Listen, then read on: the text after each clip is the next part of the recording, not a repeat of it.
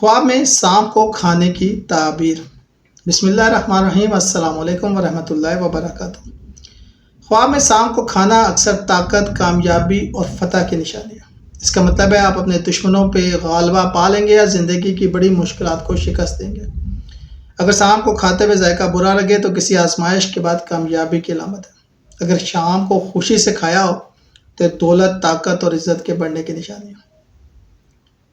حضرت ابن سیرین فرماتے ہیں کہ خواب میں سانپ کا گوشت کھانا دشمن پر فتح اور مال غنیمت پانے کی نشانی ہے۔ اگر گوشت پکا ہوا ہو تو کھایا جائے تو یہ رزق حلال اور عزت میں اضافہ ہے۔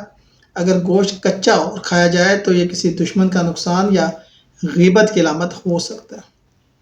خلاصہ یہ ہے کہ سانپ دشمن یا آزمائش ہے اور سانپ کو کھانا دشمن پر فتح، دولت اور طاقت ملنا۔